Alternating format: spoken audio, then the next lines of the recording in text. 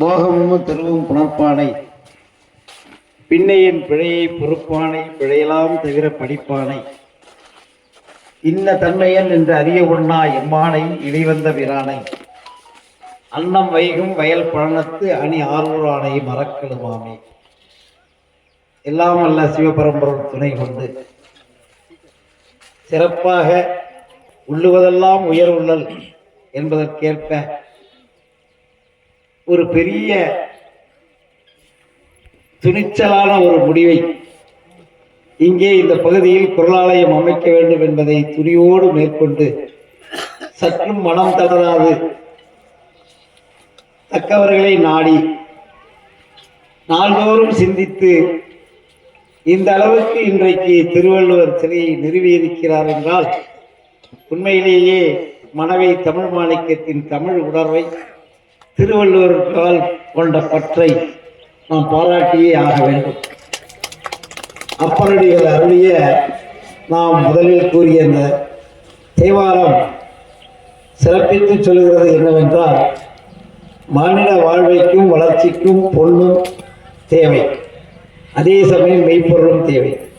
இங்கே வள்ளுவன் தந்த மெய்ப்பொருளை நிலைநிறுத்துவதற்கும் பறைசாற்றுவதற்கும் எல்லோரும் அதை பகிர்ந்து உண்ணுவதற்கும் அந்த மெய்ப்பொருளை உணர்ந்து அதன் வழி நடப்பதற்குமான ஒரு அருமையான ஆலயம் இங்கே தோன்றுகிறது என்றால் அது உண்மையிலேயே மருத்துவராகிய கலையரசனுடைய தனிப்பட்ட ஒரு பெரு விருப்பம் மட்டுமல்ல, துணிச்சலான ஒரு ஈடுபாடு என்று சொல்ல வேண்டும். செயற்கரிய செய்வார் பெரியார், சிறுதுளி பெருவெள்ளம். இன்றைக்கு ஒரு ஆலோசனை குழு அல்லது உயர்நிலை குழு அமைக்கப்பட்டிருக்கிறது என்றால் ஒரு தனி நபரால் இந்த ஒரு ஆலயம் அமைப்பது என்பதை விட பல்லோரும் பங்கு கொண்டு இப்பொழுது வாழ்கின்ற நமது வாழ்க்கை பயனுள்ளதாக அமைவதற்கு நம்மால் ஈட்டப்பட்ட பொருளில் ஒரு சிறு துளியேனும் இதிலும் பங்கு கொள்வோமானால் நம்மை இந்த தமிழ்கூறு நல்லுலகம் என்றைக்கும் நின்று நிலவி வாழ்த்தும் என்பதற்காகத்தான் இந்த அரிய வாய்ப்பை நமது அன்பிற்குரிய டாக்டர் கலையரசன் அவர்களும் மனவை தமிழ் மாணிக்கம் அவர்களும் இந்த பழந்தமிழ் அறக்கட்டளை காவேரி அறக்கட்டளை நிறுவனத்தினரும் உங்களுக்கெல்லாம் வழங்கி பெருமை தேடித்தர உள்ளார்கள். சிறுதுளி பெருவெள்ளம் என்பது போல உங்களால் இயன்ற வகையில் இயன்ற பொருளுதவியை தருவதோடு மட்டுமின்றி உடல் உழைப்பு, நல்ல ஒரு ஊக்கம் தரக்கூடிய சொற்கள், இவைகளெல்லாம் அடிக்கடி இங்கே வந்து அவர்களுக்கு உற்சாகத்தையும் உத்வேகத்தையும் தருவீர்களே. ஆனால் 10 மாதங்கள் அல்ல 10 நாள்களில் இந்த பணி தொடங்கிவிடும். எதற்காக இதை சுட்டுகிறோம் என்றால், நல்லதை செய்வதற்கு நாள் கடத்துதல் கூடாது என்பர். நாம் ஒரு நல்ல செயலை செய்வதற்கு இங்கே உறுதி கொண்டுள்ளோம். மனத்துக்கண் மாசினாதல் அனைத்தரன் ஆகுல நீரபெற. இதன் மூலம் நமது மனம் தூய்மைப்படுகிறது, நமது பணம் தூய்மைப்படுகிறது, செல்வம் தூய்மைப்படுகிறது, நமது செயல் தூய்மைப்படுகிறது. ஏனெனில் இது மனவை தமிழ் மாணிக்கத்திற்கோ டாக்டர் கலையரசனுக்கோ உள்ள தனி சொத்து அல்ல, இது பொது சொத்து. இதன் மூலம் பலம் பெறுபவர்கள் பல்வேறு தரப்பினர். இன்றைக்கு இந்த குரலாலயம் இங்கே எழுப்பிவிட்டால் அரசு ஒரு ஆலயத்தை எழுப்புவதோ ஆதீனங்கள் ஒன்றை கட்டமைப்பதோ மக்களாகிய எல்லோரும் கூடி, அதுவும் தமிழ் உணர்வாளர்கள் ஒன்று கூடி நாம் செய்தால்தான் நாம் தமிழராக பிறந்ததற்கான ஒரு புண்ணியத்தை நாம் எய்தி விட்டோம் என்று பொருள். யாரும் வேண்டுகோள் விடுத்து நாடி வந்து நம்மை பொருள் கேட்க வேண்டும் என்று இல்லை. நாம முன் வந்து இந்த அறக்கட்டளைக்கு முடிந்த அளவு பொன்னாகவோ பொருளாகவோ பணமாகவோ அல்லது சொல்லாகவோ உடல் உழைப்பாகவோ தருவீர்களேயானால் அதை விட நீங்கள் பிறவி எடுத்ததன் பயன் நிறைவேறுவதற்கு வேறொரு நல் வாய்ப்பு கிடைக்கும் என்று சொல்வதற்கில்லை. மக்கள் தொண்டே மகேசன் தொண்டு. இது தமிழ் தொண்டு. இந்த தமிழ் தொண்டை நாம் செய்வோமானால் தமிழுக்கு ஒரு நல்லுலகம் நம்மை காலம் கடந்தும் போற்றும். நாம் தமிழராய் பிறந்ததற்கான, தமிழராய் தோன்றி தமிழராய் வாழ்வதற்கான ஒரு நல்ல நிலையினை நாம் அடைந்திருக்கிறோம் என்ற மன ஓகையுடன், மன நிறையுடன் நமது வாழ்வு இறுதியாகும். அந்த வகையிலே அருமையான ஒரு பணிக்கு நம்மால் இயன்ற பொருளுதவியை நீங்கள் எல்லாம் கொடுப்பீர்களேயானால், கொடுத்ததோடு மட்டுமல்லாமல் உடன் இருந்து அதன் வளர்ச்சியை கண்டு மகிழ்கின்ற ஒரு நல்ல நிலையும் நீங்கள் ஏற்படுத்திக் கொள்வீர்களேயானால், உண்மையிலேயே இது தமிழ் திருப்பணி மட்டுமல்ல, வள்ளுவர் வகுத்து தந்த வழியிலே நாம் பயணிக்கின்றோம் என்பதை உலகுக்கு உணர்த்துகின்ற ஒரு உன்னதமான தொண்டு எனலாம்.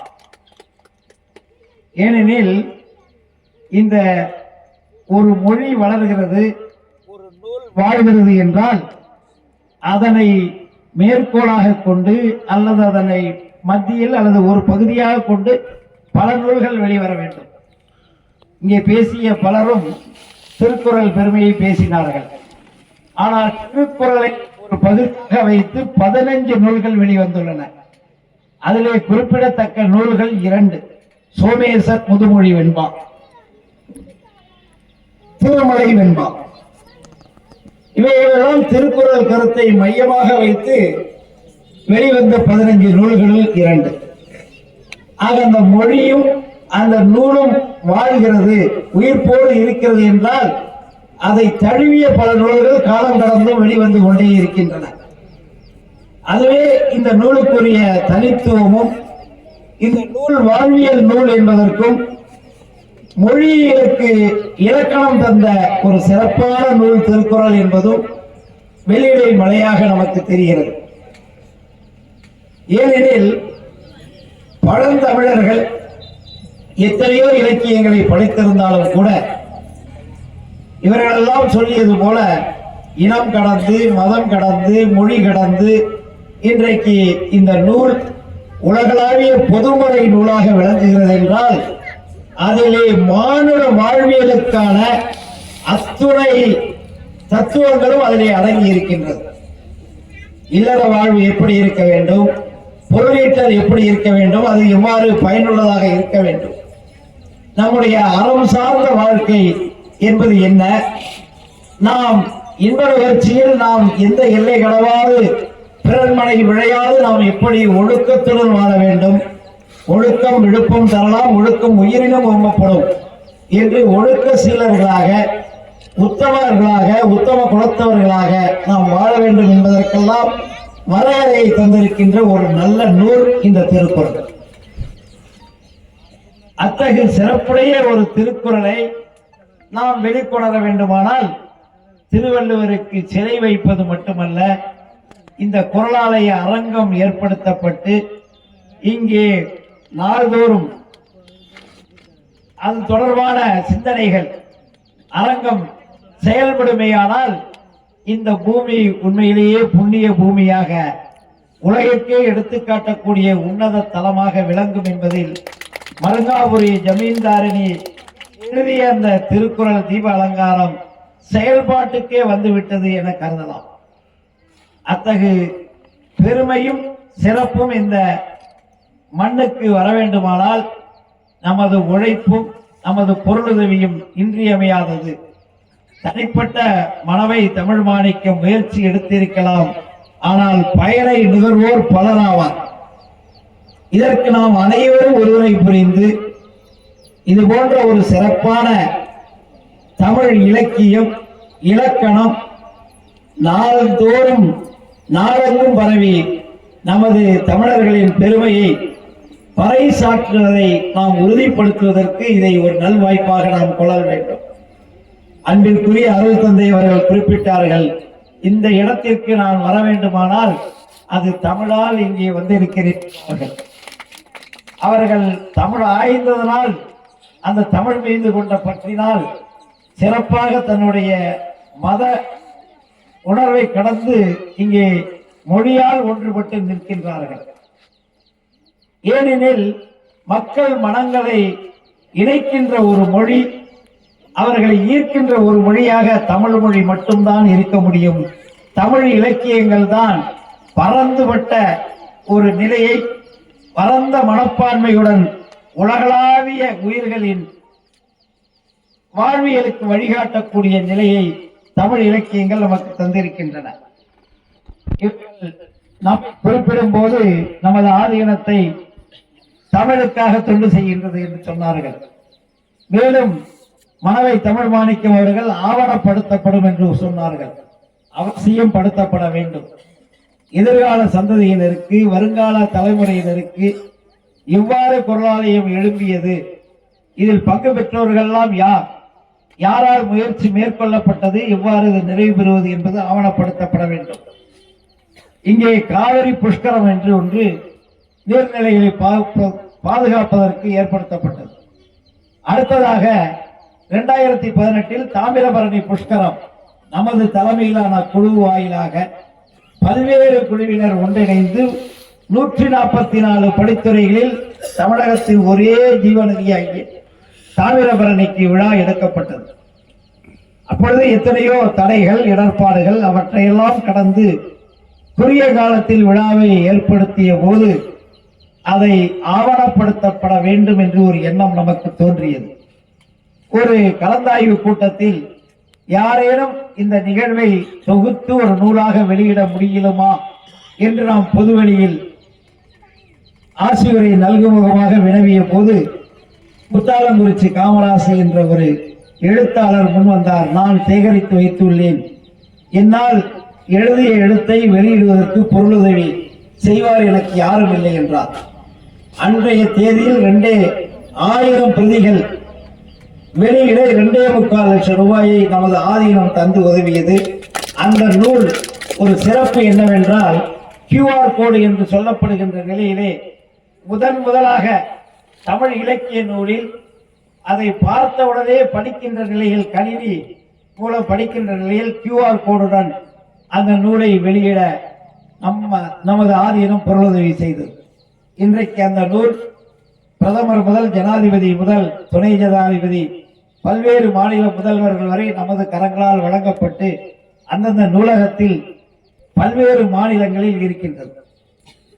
அதுபோன்று இங்கே எழுகின்ற குரலாலயத்திற்கும் நமது ஆதீனத்துடைய பங்களிப்பு நிச்சயமாக இருக்கும்.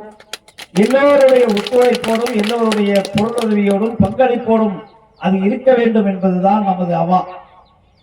தனி ஒருவரோ தனி ஒரு நிறுவனமோ அதை செய்வது என்பது ஏதோ மக்களுக்கு தொடர்பில்லாதது போல் ஆகிவிடலாகாது என்ற உயர்ந்த எண்ணத்தில் தான் இன்றைக்கு உயர்நிலை குழு என்று ஒன்றை ஆலோசனை குழுவாக நமது அன்பிற்குரிய மனவை தமிழ் மாணிக்கம் அவர்கள் அமைத்து இருக்கிறார்கள்.